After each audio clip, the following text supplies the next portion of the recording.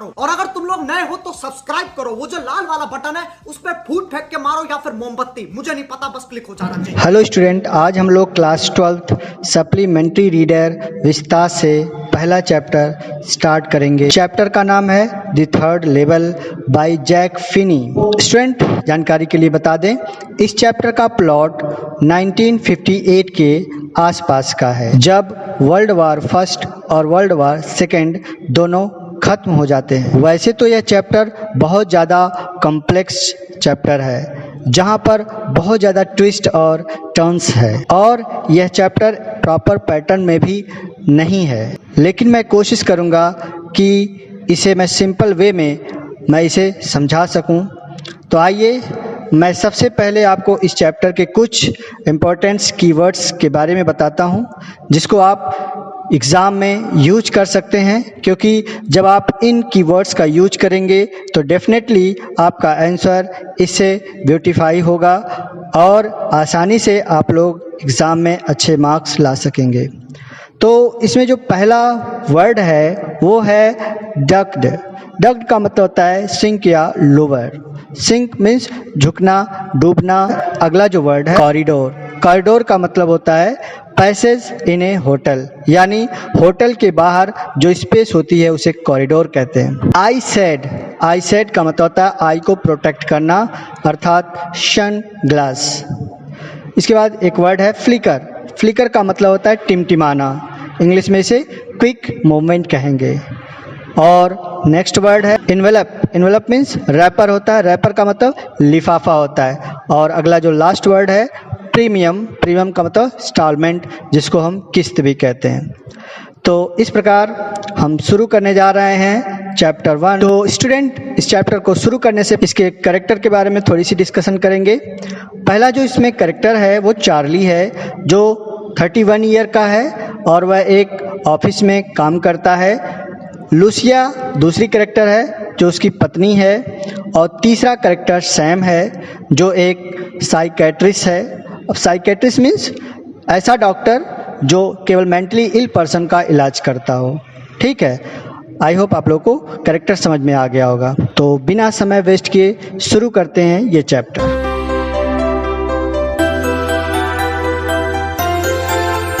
पहला स्टेटमेंट शुरू होता है, the president of the New York Central and the New York New Haven and Hartford railroads will swear on a stack of timetable that there are only 2. अब ये 2 क्या है अभी आगे हम समझाएंगे। 2 लेवल है। अब लेवल किसके बारे में कहा जा रहा है अभी हम आगे समझा रहे हैं।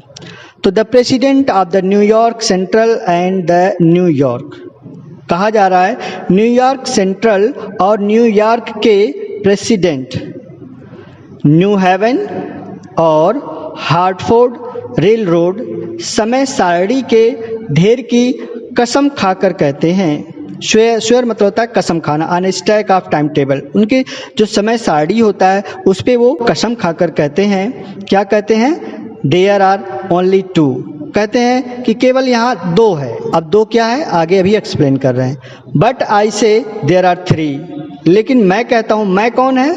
मैं चार्ली है। चार्ली कहता है, मैं कहता हूँ 2 नहीं बल्कि देयर आर 3 है। Because I have been on the third level, क्योंकि वो कह रहा है क्योंकि मैं खुद उस तीसरे लेवल पे था।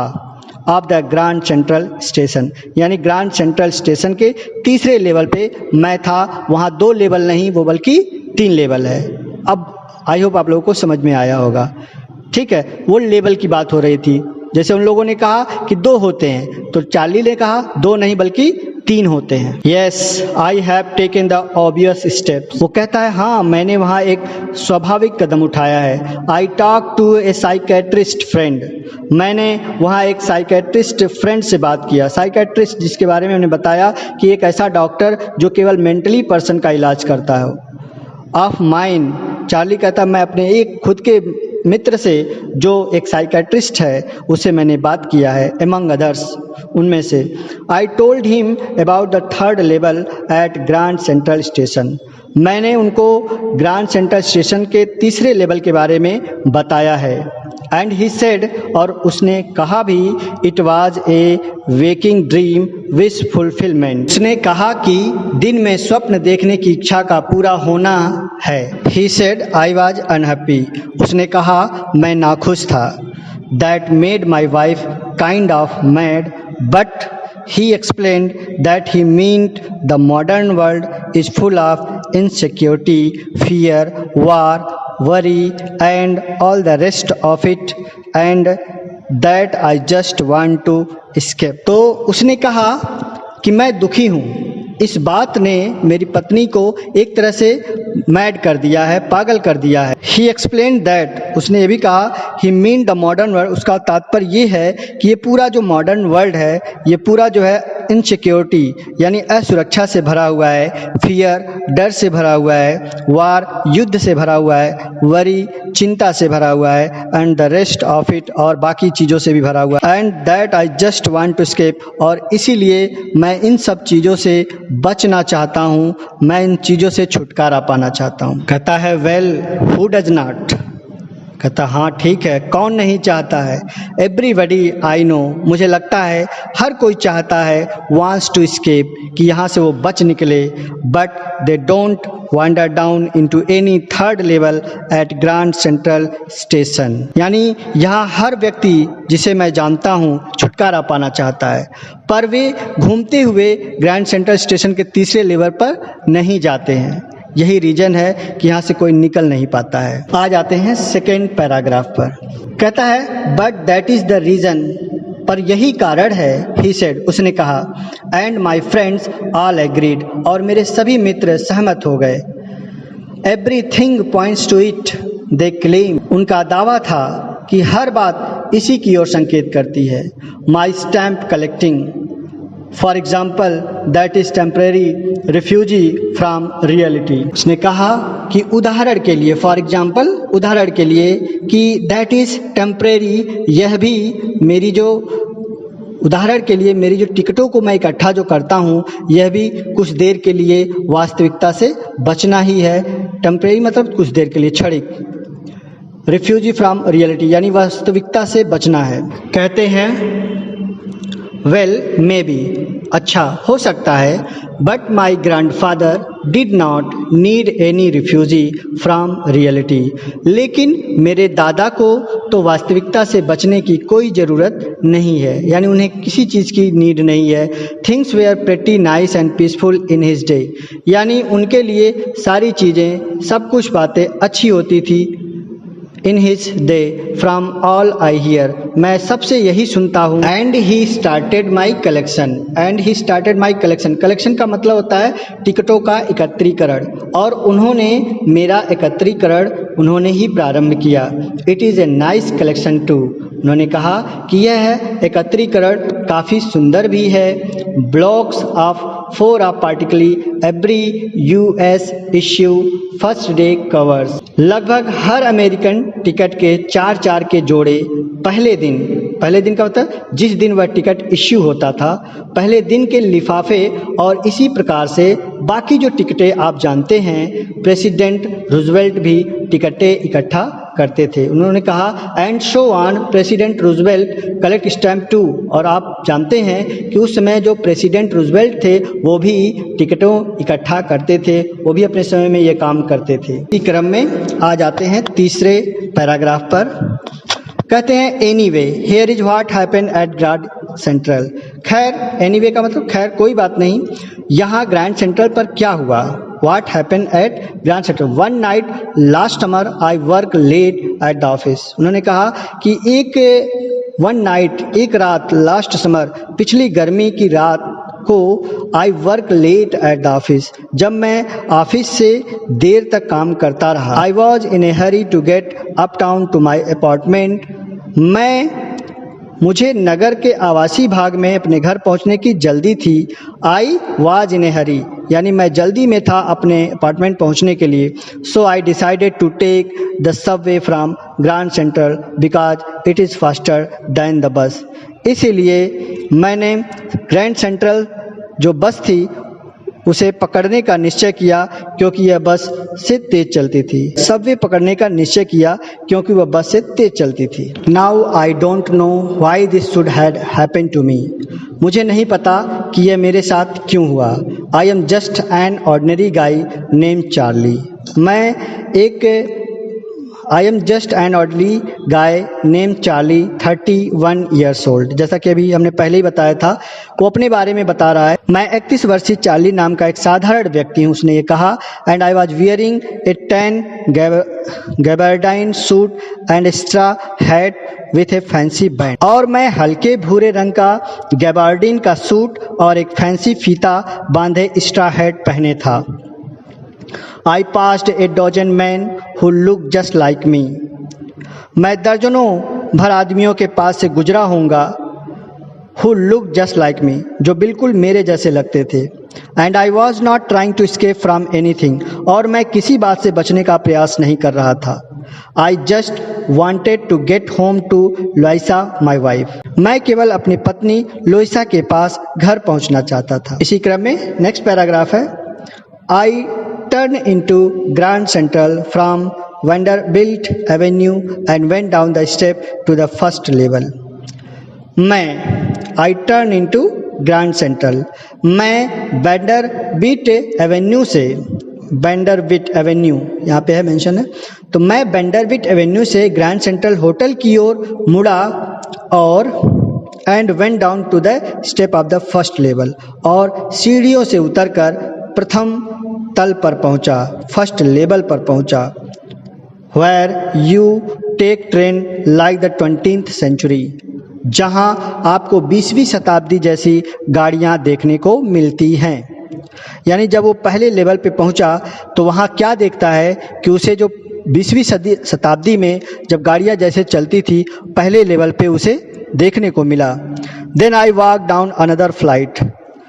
फिर मैंने क्या किया, तब मैंने सीढ़ी उतरकर दूसरे तल पर पहुंचा। Flight to the second level, where the 7 trains leave from ducked into the orchard doorway heading for the subway. कह रहा है कि मैं जब वहाँ पहुँचा, सेकंड लेवल पे जब मैं वहाँ पहुँचा तो मैंने क्या देखा, वहाँ उपनगरीय गाड़ियाँ चलती हैं और वहाँ अर्धचक्रादार दरवाजे के अंदर गया। यानी एक ऐसा दरवाज़ा जो अर्धचक्रादार बना हुआ था, तो उस दरवाजे के अंदर गया और अंडरग्राउंड रेलवे, जिसको हम सबवे कहते हैं, की तरफ बढ़ा। और क्या हुआ, एंड गॉट लॉस्ट, और मैं वहाँ खो गया। That is easy to do, ऐसा करना आसान था, ऐसा करना इजी था। I have been in and out of Grand Central hundreds of time. कह रहा है पर मैं ग्रैंड सेंट्रल के अंदर बाहर सैकड़ों बार आया गया हूँ। But I am always bumping into new doorways and stair and corridors. लेकिन अजीब बात यह थी कि मैं हमेशा, मेरे साथ क्या हुआ, मुझे सदा ही नए दरवाजे, सीढ़ियाँ और कॉरिडोर मिलते रहे हैं। Once I got into a tunnel, और एक बार तो मुझे सुरंग भी मिल गया। About a mile long and came out in the lobby of the Roosevelt hotel, और एक बार 1 मील लंबी किसी सुरंग में मैं घुस गया और रूजवेल्ट होटल की लॉबी से बाहर आ गया। एंड केम आउट, बाहर आ गया। Another time I came up in an office building, अगली बार मैं एक ऑफिस बिल्डिंग में पहुंचा। On 46th street 3 blocks away, जो लगभग 46 स्ट्रीट की ऑफिस बिल्डिंग में था। जहां मैं पहुंचा वो 3 ब्लॉक हटकर था। अगला पैराग्राफ है। Sometime I think grand central is growing like a tree. कभी कभी तो मुझे ऐसा लगता है कि ग्रैंड सेंट्रल एक पेड़ की तरफ फैल रहा है। Pushing out new corridors and staircases like roots, और ऐसा लगता है जैसे उस पेड़ से जड़ों की तरह नए नए कॉरिडोर मतलब गलियरे, और स्टेयरकेस मतलब सीढ़ियाँ निकलती रहती हैं। There is probably a long tunnel that nobody knows. शायद, प्रोबेबली मीन्स शायद, एक लंबी सुरंग है। There is a long tunnel that nobody know, जिसे कोई नहीं जानता। About feeling its way under the city right now, यानी नगर के ठीक नीचे रास्ता बनाती जा रही है। On its way of Time Square and may be another to Central Park, यह टाइम स्क्वायर की ओर जा रही है या ये भी हो सकता है दूसरे सेंट्रल पार्क की ओर जा रही है। And may be because for so many people through the years Grand Central has been an exit, क्योंकि इन वर्षों में बहुत से लोगों के लिए ग्रैंड सेंट्रल एक बाहर निकलने का दरवाज़ा और एक प्लान मार्ग बन गया था, exit, A way of escape, बचने का एक रास्ता बन चुका था। May be that is how the tunnel I got into, और शायद ही, संभव ही, मैं उसी तरह से वह सुरंग जिसमें मैं घुसा वही था। But I never told my psychiatrist friend about that idea, लेकिन मैंने इन विचारों को अपने मनोरोग चिकित्सक दोस्त से नहीं बताया, यानी जो साइकेट्रिस्ट फ्रेंड था जिसके इसके बारे में मैंने उससे नहीं बताया। The corridor I was in began angling left and slanting downward and I thought that was wrong. जिस कॉरिडोर में मैं था, द कॉरिडोर आई वॉज इन, यानी जिस कॉरिडोर में मैं था, began angling left and sliding, कह रहा है वह बाईं तरफ एक कोण बनाता हुआ नीचे की ओर जा रहा था, डाउनवर्ड, डाउनवर्ड मीन्स नीचे की ओर। एंड आई थॉट, और मुझे लगा, दैट वाज रॉन्ग, कि मैं गलत रास्ते पे आ गया। But I kept on walking, लेकिन मैं चलता रहा। केप्ट ऑन, वेंट ऑन का मतलब होता है कंटिन्यू, किसी चीज़ में जारी रखना, ता रहा, ती रही, ऐसे। मैं पढ़ता रहा, आई केप्ट ऑन रीडिंग, वह सोता रहा, ही केप्ट ऑन स्लीपिंग, इस प्रकार। तो but I kept on walking का मतलब होता है कि मैं चलता रहा। All I could hear was, जो कुछ मैं सुन सकता था, sound of my own foot step, केवल मुझे मेरे पैरों के चलने की आवाज़ सुनाई दे रही थी।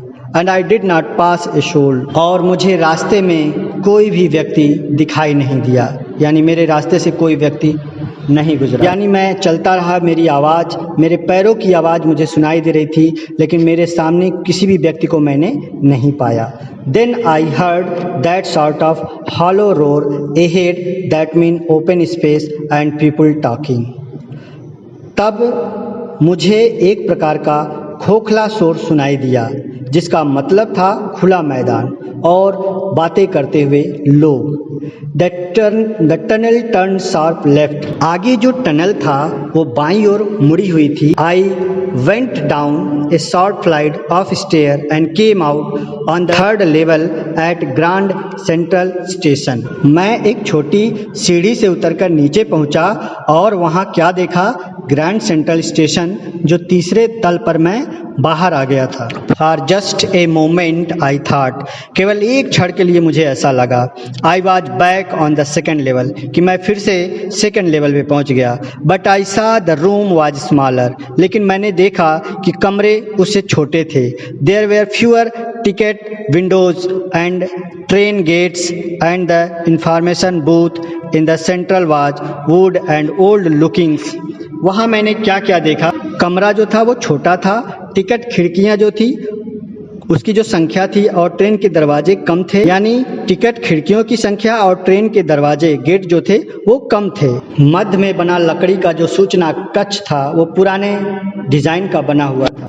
And the man in the booth wore a green eyeshade and long black sleeve protectors, और जो आदमी उस समय बूथ पर जो बैठा था वो क्या पहना था, वोर a green I said, green मतलब हरे रंग का, आई सेड मतलब होता है नेत्र रक्षक पहने हुए था, and long black sleep protectors, और काले आस्तीन का वो कपड़ा पहने हुए था।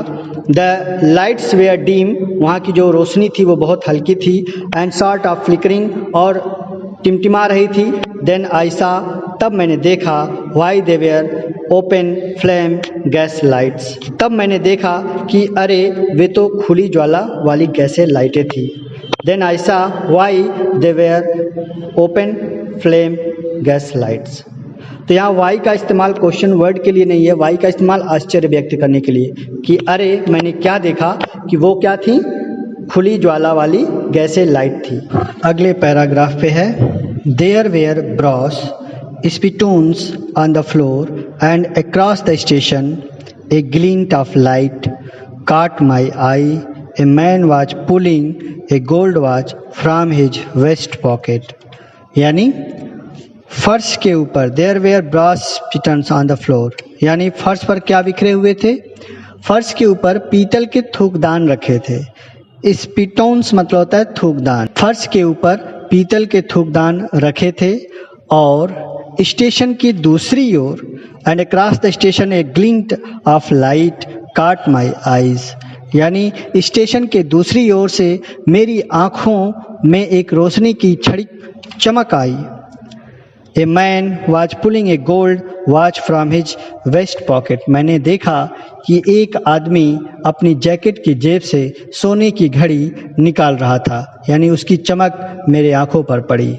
ही snapped open the cover, glanced at his watch and फ्रोन्ड।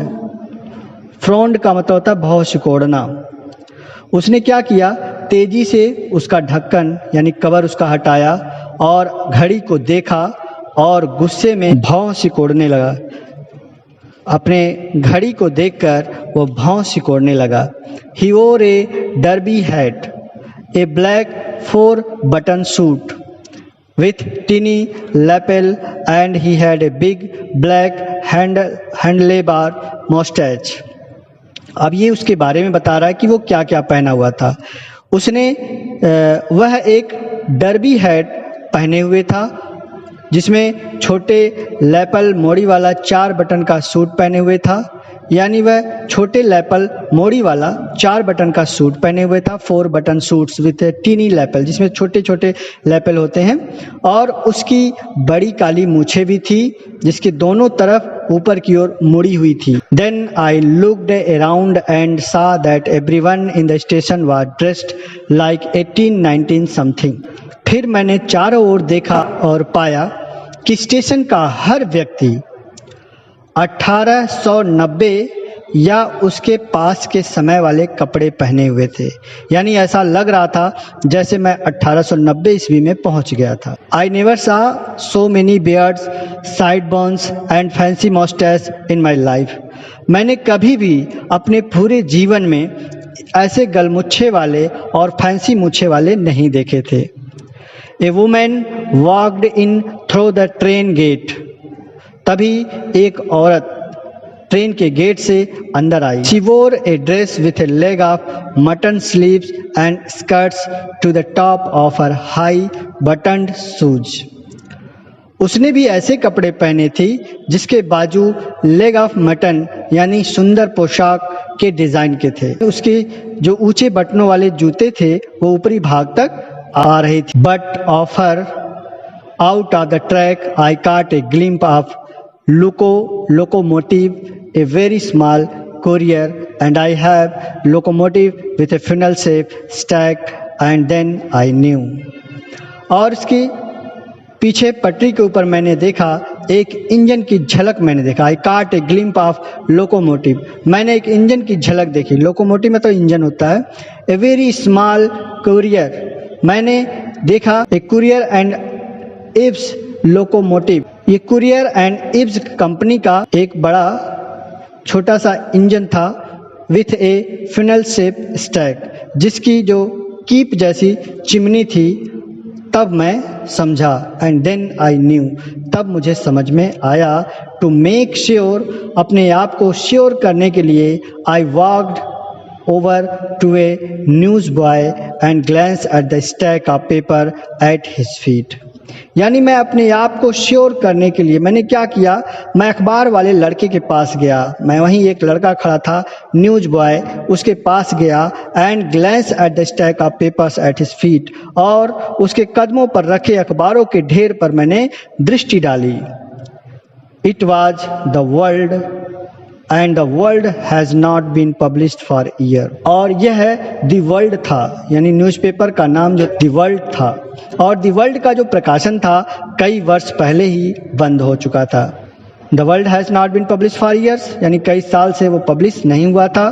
The lead story said something about President Cleveland, और उसमें जो समाचारें थी उसमें प्रेसिडेंट क्लीवलैंड के बारे में कुछ कहा गया था। I have found that front page since in the public library files and it was printed June 11, 1894। बाद में वह पहला पृष्ठ मुझे पब्लिक लाइब्रेरी की फाइलों में मिल चुका था। और यह 11 जून 1894 को छपा था। I turn towards the ticket window knowing that here on the third level at Grand Station I could buy ticket.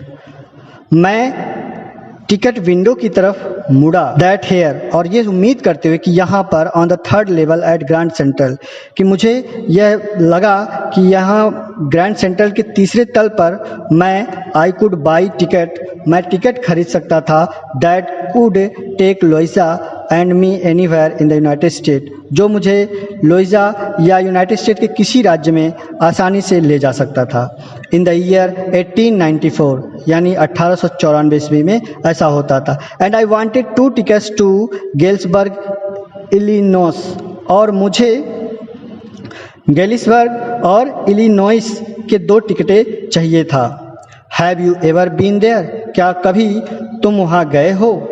It is a wonderful town still with big old frame house, ये बहुत ही अद्भुत नगर है, अभी भी यहाँ पुराने ज़माने के लकड़ी के ढांचे वाले घर और बड़े बड़े विशाल पेड़ जिनकी टहनियाँ सिर के ऊपर आसमान में मिलकर सड़कों को ढक देती हैं। lawns and tremendous trees whose branches meet overhead and roof the street. And in 1894 और सन 1894 में summer evening were twice as long, और गर्मी की जो शामें थी आज की अपेक्षा 2 गुनी बड़ी होती हैं। And people sat out on their lawns, और लोग बाहर अपने लॉन में बैठा करते थे। द मैन स्मोकिंग सिगार, और जो आदमी रहते थे वो सिगार पीते थे। एंड टॉकिंग क्वाइटली, और बहुत धीमे धीमे बातें करते थे। The women weaving palm leaf fans, और जो औरतें होती थी वो ताड़ के पत्तों से हवा करती थी यानी पंखा करती थी। With the fire flies all round, और अपने चारों तरफ आग जलाती थी। इन ए पीसफुल वर्ल्ड, और इस शांत संसार में वो लोग इस तरह से अपना जीवन जीते। टू बी बैक देयर, ऐसे समय में वहाँ पहुँचना। With the first world war, जबकि प्रथम विश्व युद्ध अभी स्टिल 20 ईयर्स ऑफ, अभी 20 वर्ष दूर। And world war second over 40 years in the future, और द्वितीय विश्व युद्ध के भविष्य में 40 वर्ष शेष हो। आई वांटेड 2 टिकट्स फॉर दैट, और मैं वहाँ के लिए 2 टिकट चाहता था। आ जाते हैं अगले पैराग्राफ पे। The clerk figure the fare, clerk ने किराए का हिसाब लगाया। He glance at my fancy hat band, उसने मेरे हुए फैंसी हैट को देखा। But he figure the fare, लेकिन फिर भी उसने किराया बताया। And I had enough for 2 coach ticket, और मेरे पास गाड़ी के 2 टिकटों के लिए एक तरफ का किराया था। Coach tickets 1 way. But when I counted out the money, लेकिन जब मैंने पैसे को गिना, and looked up the clerk, और जब मैंने क्लर्क की तरफ देखा, वाज स्टेयरिंग एट मी, जो मुझे घूर रहा था। ही नॉक्ड एट द बिल, उसने नोटों को देखकर गर्दन हिलाई। नॉक्ड मतलब होता है, नोडेड मतलब होता है गर्दन हिलाना। That is not money mister, कहता है ये पैसे नहीं है मिस्टर। ही सेड, उसने कहा। And if you are trying to skin me you would not get very far, और अगर तुम मुझे धोखा देना चाहते हो, if you are trying to skin me, skin मतलब होता है चीट करना, धोखा देना। कहता है अगर आप मुझे धोखा दोगे तो you would not get very फार, तो तुम ज़्यादा दूर नहीं जा पाओगे। यानी उसने कहा बेटा मेरे साथ अगर चालाकी करोगे तो तुम यहाँ से ज़्यादा दूर नहीं जा पाओगे। And he glance at the cash dryer beside him, और उसने अपने पास रखे नकदी के दराज को देखा। Of course the money was old style bill, वास्तव में जो पैसे थे वो पुराने ढंग के नोटों में थे। जो नोट हम आज प्रयोग करते हैं उनसे आधे आकार के और दिखने में अलग। Was old style bill half again as big as the money we use nowadays, यानी आजकल का जो पैसा हम लोग इस्तेमाल करते हैं उन पैसों से बिल्कुल अलग नज़र आ रहा था उसके पैसे। And different looking I turn away and got out fast, मैं वहाँ से मुड़ा और तेज़ी से भागा। There is nothing nice about jail even in 1894। Charlie कहता है चाहे 1894 की बात क्यों ना हो, उसमें कुछ अच्छा नहीं था। एंड दैट वाज दैट, और अब कहना या करने को कुछ नहीं बचा था। I left the same way I came, मैं वैसे ही छोड़ दिया जैसे मैं आया था। आई सपोज, मैंने उम्मीद की, next day during lunch hour I drew $300 out of the bank, मैंने उम्मीद की अगले दिन लंच के समय मैं बैंक से लगभग $3 निकालूंगा। नियरली ऑल वी हैड, जितना भी मेरे पास उस समय था, and bought old style currency, और मैंने पुरानी करेंसी थी, मैंने उस डॉलर से उसको परचेज किया। That really worried my psychiatrist friend, और जिसने मेरे उस समय जो साइकेट्रिस्ट फ्रेंड था उसे बहुत ही चिंता में डाल दिया। You can buy old money at almost any coin dealers but you have to pay premium. वो कहता है कि आप पुरानी मुद्रा किसी भी सिक्का विक्रेता से खरीद सकते हैं, पर इसके लिए आपको क्या देना पड़ेगा? अतिरिक्त किस्त देना पड़ेगा, प्रीमियम देना पड़ेगा। My $300 bought less than 200 in old style bills. कह रहा है मेरा 300 जो डॉलर के पुराने नोट थे उससे मुझे $200 से भी कम मिले, but I did not care, लेकिन मुझे चिंता नहीं थी। Eggs were 13 cent a dozen in 1894। 1894 में अंडे की जो कीमत थी उस समय 13 सेंट प्रति दर्जन थी। But I have never again found the corridor that leads to the third level at the Grand Central Station, although I have tried often enough. पर मुझे ग्रैंड सेंट्रल पर फिर वह गलियारा कभी नहीं मिला जो तीसरे तल को जाता है। यद्यपि ऑल्दो मैंने कई बार कोशिश की, आई हैव ट्राइड ऑफन एनफ, मैंने कई बार प्रयत्न किया लेकिन फिर मुझे दोबारा नहीं मिला। लाइसा वाज प्रेटी वरीड, मेरी पत्नी बहुत चिंतित थी। When I told her all this, जब मैंने उसको इन सब चीज़ों के बारे में बताया। And did not want me look for the third level any more, और वो नहीं चाहती थी कि मैं अब तीसरी तल की तलाश करना बंद कर दूं। And after a while I stopped, कुछ समय बाद मैंने इसे रोक दिया। I went back to my stamp, मैं अपने स्टैम्प टिकट के पास गया। But now we are both looking every weekend because now we have proof that the third level is still there. But now we are both looking, लेकिन अब हम दोनों मिलकर ढूंढ रहे थे, हर सप्ताह हम दोनों तलाशते हैं। Because every weekend, because now we have proof that the third level is still there, क्योंकि अब मेरे पास प्रमाण है कि तीसरी तल अभी भी है। मेरे पास इस बात का प्रूफ था। My friend Sam Vanern disappeared, मेरा जो दोस्त था जिसका नाम सैम विनर था वो गायब हो गया। नोबडी न्यू वेयर, किसी को नहीं पता वह कहाँ है। But I sort of suspected because Sam city boy and I used to tell him about Galesburg. परंतु मुझे एक तरफ से शंका थी, but I sort suspected, suspected मतलब शंका होना, बिकॉज क्योंकि सैम सिटी बॉय, क्योंकि सैम शहर का लड़का था और मैं उस गेल्सबर्ग के बारे में बताता रहता था। मैं वहाँ स्कूल में पढ़ता था। I went to school there and he always said, और वह हमेशा कहता था कि उसे उस स्थान का नाम पसंद है, और अब वह 1894 में वहीं है।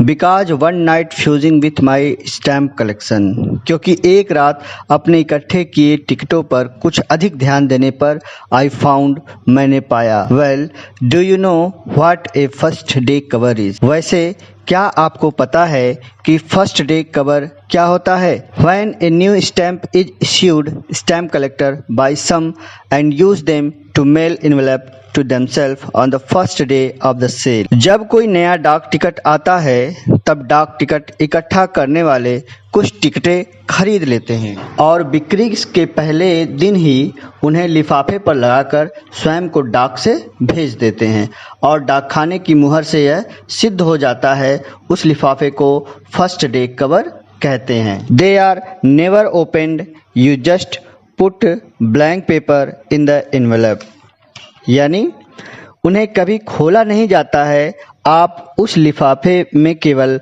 कोरा कागज रख देते हैं। अगला पैराग्राफ है।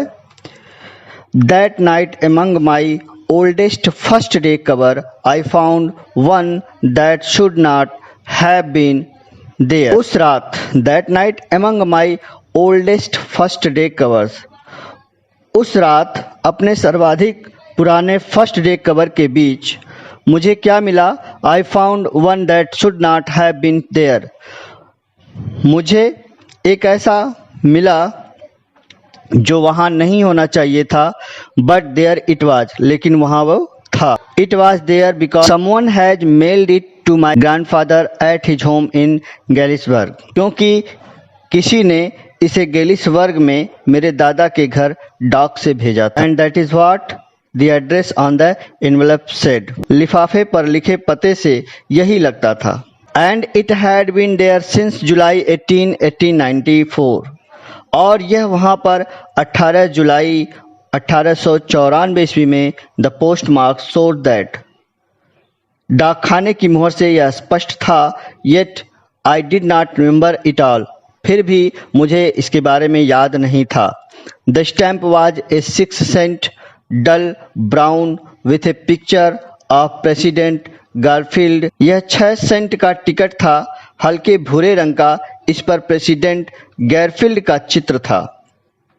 नेचुरली, स्वाभाविक रूप से, when the envelope came to granddad in the mail, स्वाभाविक रूप से जब वह लिफाफा दादाजी के पास मेल से आया, it went right into his collection and stayed there, तो यह सीधा उनके एकत्रीकरण में पहुंचा और वहीं पड़ा रहा। And stayed there till I took it out and open, जब तक कि मैं इसे निकाल कर खोला नहीं।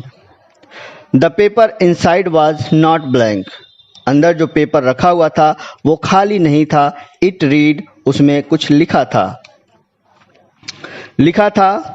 1941 William Street, Galesburg, Illinois, July 18, 1894। Charlie, ये चार्ली के नाम ये लेटर था।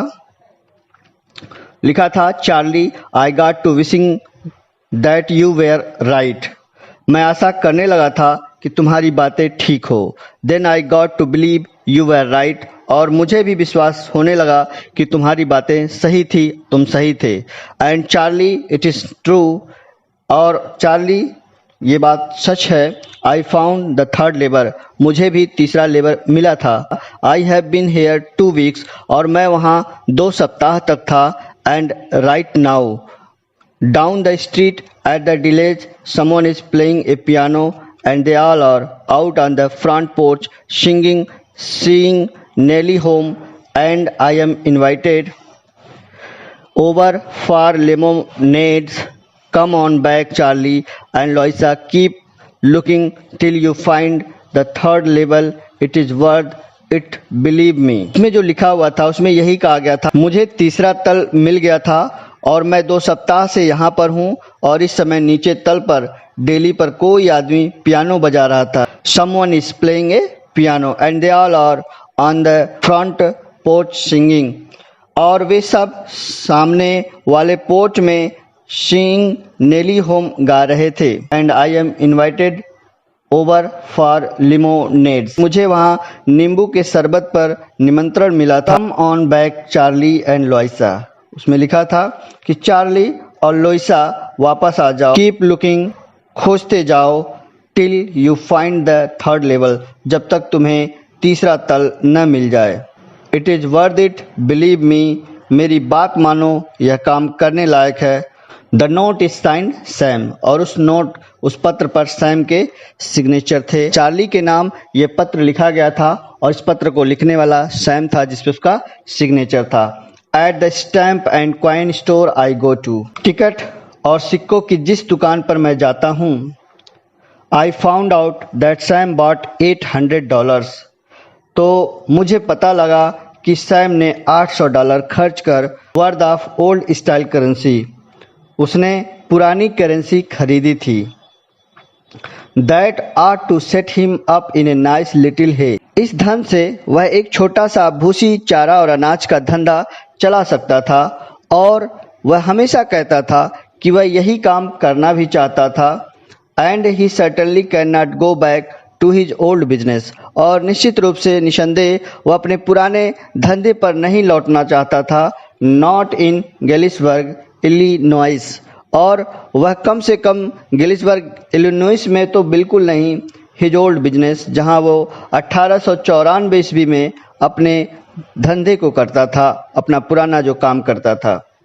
Why Sam was my psychiatrist, अरे सैम वह मेरा मनोरोग चिकित्सक था। तो स्टूडेंट इस प्रकार ये चैप्टर समाप्त होता है। तो स्टूडेंट यदि आपको वीडियो अच्छा लगा हो तो वीडियो को एक लाइक जरूर करिएगा। चैनल पर नए हैं तो चैनल को सब्सक्राइब करिएगा और अपने दोस्तों को शेयर भी कर दीजिए।